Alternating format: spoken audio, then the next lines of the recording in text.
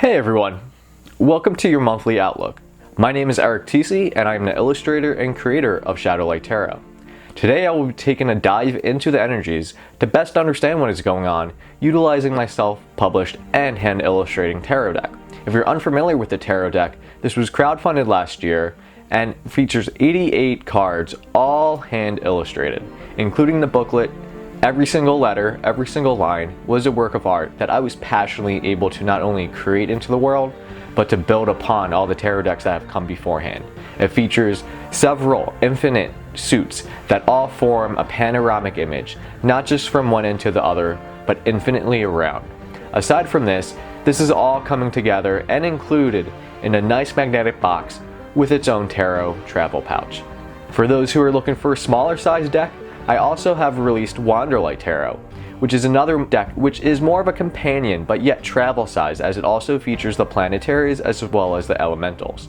Some of these decks include some extra cards that are not just associated with the 78 traditional tarot cards. So if you're looking for more information or just curious to find out more, please feel free to check out the website below or the link included to the shop. I will also be offering an extended reading to the most viewed Zodiac sign this month. So if you want to co-harmonically help this channel grow, as well as spread the messages, please feel free to reach out to your communities, to share the link with those who resonate, and to assist in having this energetic manifestation come to be. If you're interested in finding out more, I invite you to subscribe to my channel, where many of my artworks, illustration, time lapses, nature footage, talks, lectures, and so much more are available for viewing ad-free. It is something I personally believe in, and I don't want you to experience something I personally would not want to. So as a respect to each and every viewer, all of my content is of my own, all of my content is ad-free and is not monetized, and it's all thanks in the support of you guys. So if you want to see this grow and you want to help out, every little bit helps. So feel free to share, feel free to comment, feel free to subscribe. This is all thanks to the organic growth that you are participating in through witnessing this video, resonating, and sharing for others to witness. I thank you very much, and I very much look forward to this monthly reading with you. Now, without further ado, let's take a dive into these cards. Hello, Sagittarius. So let's take a deep dive into the month of October 2019 to see what kind of insights may be provided to you, and if this new perspective may be offered in such a way may it aid you and guide any decisions so that you may take on this month for whatever comes up at the best of your ability. So allow yourself to shine and be provided the opportunity to take this month and make it the best it can be. So, to open up this month, Sagittarius, you're receiving this nice transition card. So maybe where you're coming from September into October is to new territory. Maybe you're ready to leave something behind and you're completely okay with this. Maybe because it's no longer serving your highest of growth. Maybe it's not serving what you wish to do. Maybe your attempts at one way were not fruitful and it is time to let go so that you may move forward. But either way, you're arriving in this month transitioning.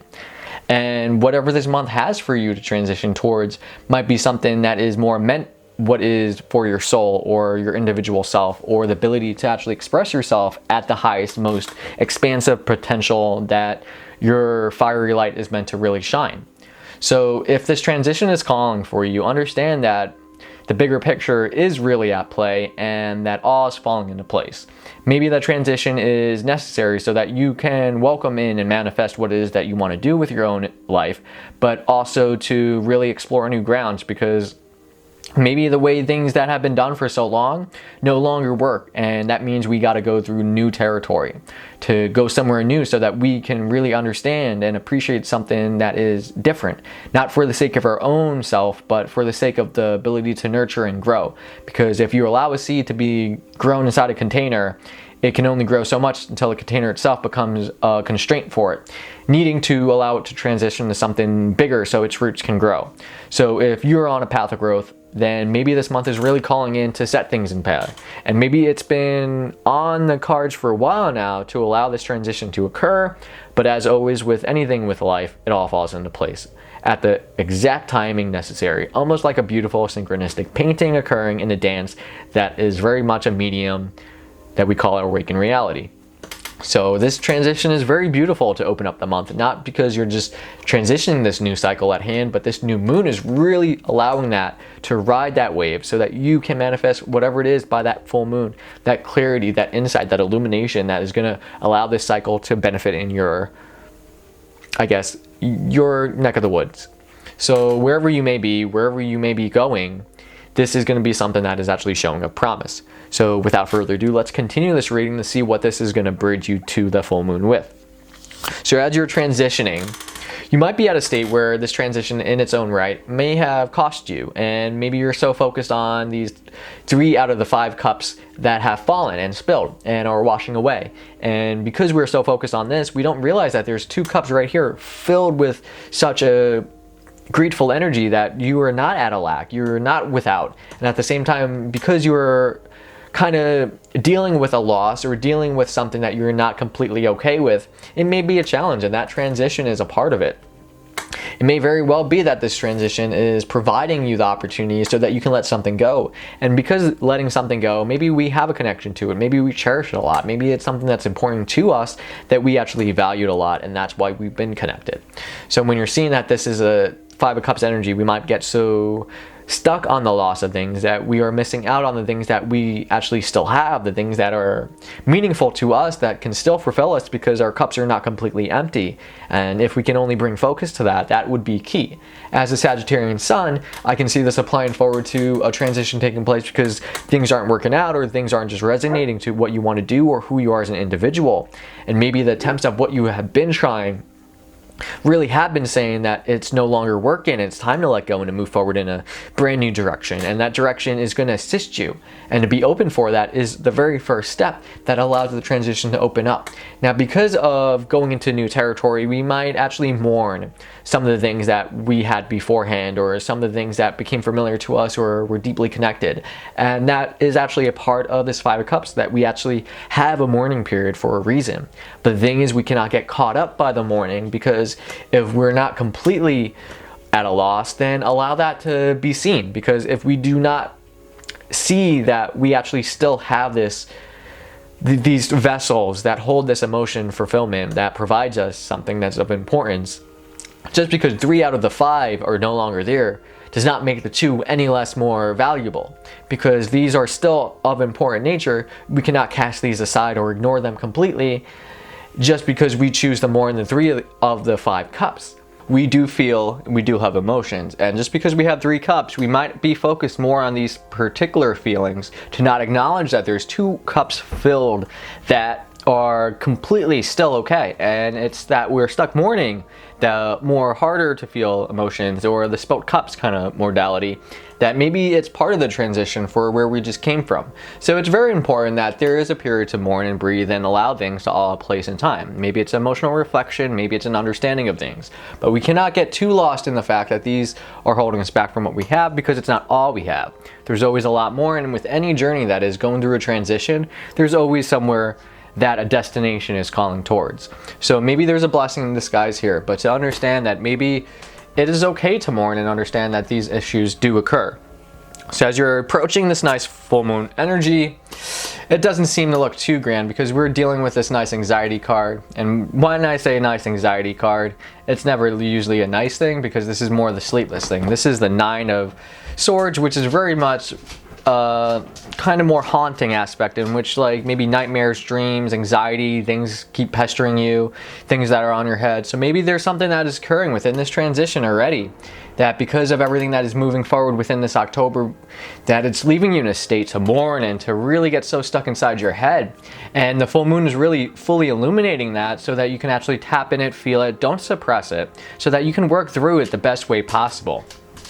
But if one is so stuck to be so depressed, then it might just be the cycle at time too, because there's ups and downs. But the transition is always harder at first. So maybe at first it's that what gets you down that you get stuck on, and then maybe it's the anxiety that haunts you and creeps you. And because it's a long 14-day period between this new moon and the full moon, you're really seeing that this transition to connect you there has to do with like this emotional aspect on what you're reflecting on, because these things get really stuck in your head that you yourself could represent yourself as a sword, something that is just too sharp to actually deal with, that maybe you need to lay certain things to rest.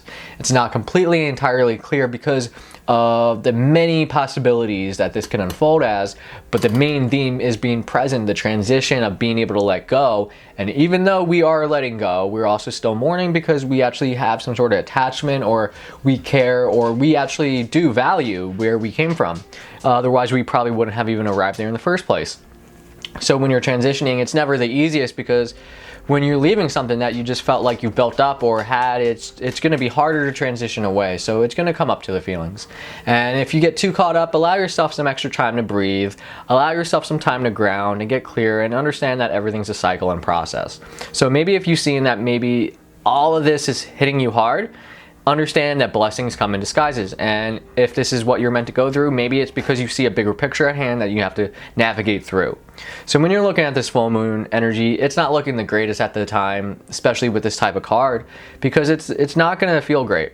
And that's supposed to be okay. So acknowledge you don't feel great, acknowledge the feelings, acknowledge that you're going to work through it, acknowledge what you work through. I'd like to say that if you're going through this full moon, allow a practice to be set in, that if there's things that are on your mind, things that are bothering you, take time to express it out on a newspaper with a pencil and try not to look at it at all. Honestly, this kind of practice allows you to release it, express it, and put it onto something. And then after that, continue not to read it and just burn it. So that when you transmute this type of energy that you've decided to release outside of you, you can allow your manifestation or the transition to be as above so below with the awakened reality, so that what you release can in turn also help you. Whether you want to find the healing within dreams or other practices, I think there's a lot of positive that can still come through if you're willing to allow it. So as we're coming off the cusp of this moon here, I like to see where things wane. Now, we're coming in this fiery card here because my deck that I self-published and hand illustrated, 88 cards in it. And that means there's some bonus cards, and some of those cards are the elementals in Tree of Life.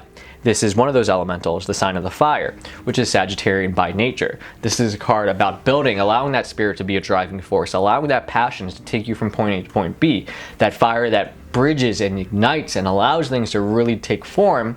This is allowing that to maybe become a focus. Maybe because of the way that you're caught up in being stuck on this, it might get to your head as much, but maybe if you tap back into your spirit energy, or maybe that of the fire and passions that you're more known for, that you can actually not only overcome it, but transition yourself to be in a better, position, or to be more grounded, unlike this transition card, which takes you from where you were to the new land. So maybe once you get through this, these tides are a little rough, but by the time you reach here, you might be bothered about everything that's going on, but when you realize the fire, the passion, the potential, that's likely going to bridge you all the way to this new cycle that is approaching here. So without further ado, let's bring out the last card of how you're going to end things here.